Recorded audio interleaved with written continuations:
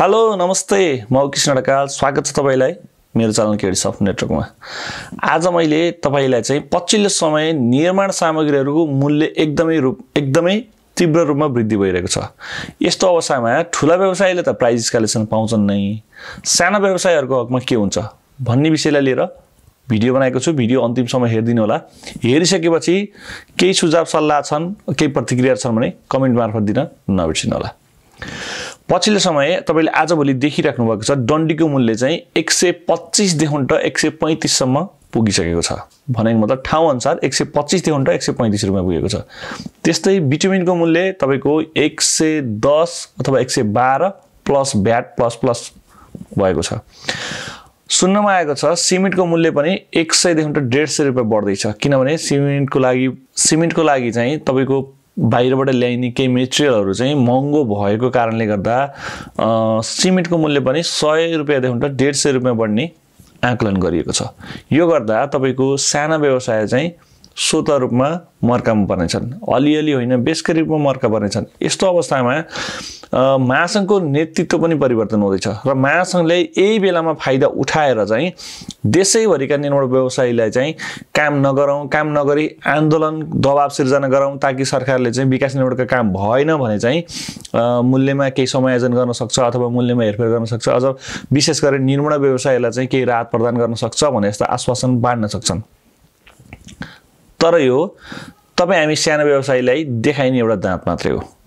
केही किसिमको आश्वासन पूरा हुने होला छैन, किनभने साना व्यवसायका धेरै भन्दा धेरै समस्याहरू छन् जुन कि महासंघमा नेतृत्व गर्ने नेतृत्वकर्ताहरूले चुनावको बेला मात्रै प्रयोग गर्छन् र चुनाव जितेर गइसकेपछि कुनै पनि वास्ता गरेको पाइएको छैन। विगत लामो इतिहास देखाउन तपाईले देखिराख्नु भएको छ, जति पनि साना व्यवसाय मर्कामा परेको छन् यतिकै नै छ। कुनै पनि महासंघको नेतृत्वले कुनै पनि त्यस्तो फलदायी रूपमा काम गरेको छैन। महासंघको नेतृत्व परिवर्तन हुँदैछ, यो जुन तपाईले पनि थाहा पाउनुहुन्छ। यसपालि धेरै भन्दा धेरै दावेदार देखिएका छन् तर फाइनल भइसकेको छैन, मतलब नोमिनेसन गरिसकेका छैनन्, तर आकांक्षीहरू धेरै देखिएका छन्। जसले गर्छ महासंघको नेतृत्व जसले गर्छ साना व्यवसायी मन्त्री नै होस् भन्ने शुभकामना पनि दिन चाहे। र तपाईहरुले मूल्य वृद्धिको विषयमा चाहिँ महासंघको स्पष्ट खाका तपाईले माग गर्न सक्नुहुन्छ। मूल्य वृद्धिको हकमा महासंघले अथवा महासंघमा नेतृत्व गर्ने नेतागणहरूले चाहिँ तपाईलाई कुनै पनि किसिमको आश्वासन देखाउन सक्छन्। त्यसको पछि तपाई नलाग्नु होला।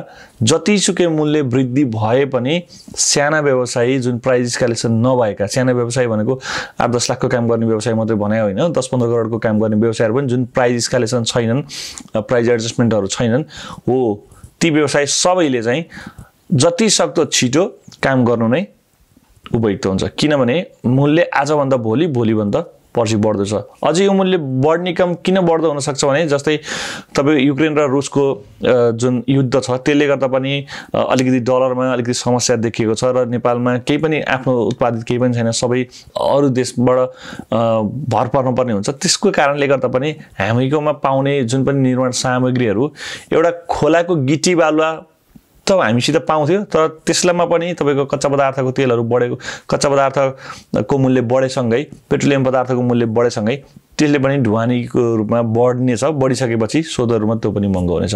र यस्तोमा साना व्यवसायी जो लोबिड गरेर काम हात पार्नु भएको छ उहाँहरूलाई राम्रै तरिकाले चुना लाउने अवस्था देखेको छु मैले। त्यसले गर्दा जति सक्दो छिटो काम गर्नुस्। कुनै पनि व्यवसायीले कुनै पनि सरकारले तपाईलाई लिखित रूपमा छिटो भन्दा छिटो कार्यान्वयन नगराइन्जेलसम्म कुनै पनि कुराको भर नपर्नु होला। म्याद थप हुन सक्छन् भने जस्तो जुन पनि कुराहरू छन् नि, यी सबै तपाईलाई देखाउने आश्वासन मात्रै हुन सक्छ, किनभने राजतन्त्रमा नआइन्जेलसम्मलाई कुनै पनि नियमले काम गर्ने होला छैन। त्यसले गर्दा आजको भिडियोको उद्देश्य भनेको तपाईको मूल्य वृद्धि जति बढ्या छ तपाई छिटो भन्दा छिटो काम सक्नुस्, ठेक्का फाइनल गर्नुस् र अब हाल्दै बिड गर्दै गरेका ठेक्का चाहिँ अत्याधिक लोबिड नगर्नुस्। ठीक छ, तपाईको रेटमा आएन भने ठेक्का नहाल्दा पनि केही फरक पर्दैन, किन राज्यको ठेक्का यदि ठेक्का भएन भने फेरि पुनः टेन्डर निकाल्छ, रेट बढाएर निकाल्न सक्छ। दुई चोटिसम्म टेन्डर परेन भने तेस्रो चोटिमा रेट बढाएर निकाल्ने जुन प्रचलन छ रेट बढाएर निकाल्न सक्छ। त्यसले गर्दा साना व्यवसायी जुन मूल्य वृद्धिको मारमा पर्नु भएको छ उहाँहरूले चाहिँ जति सक्दो छिटो तपाईले काम गर्नुहोस् भन्दै आजको भिडियो हेरिदिनु भएकोमा धेरै धेरै धन्यवाद। नमस्ते।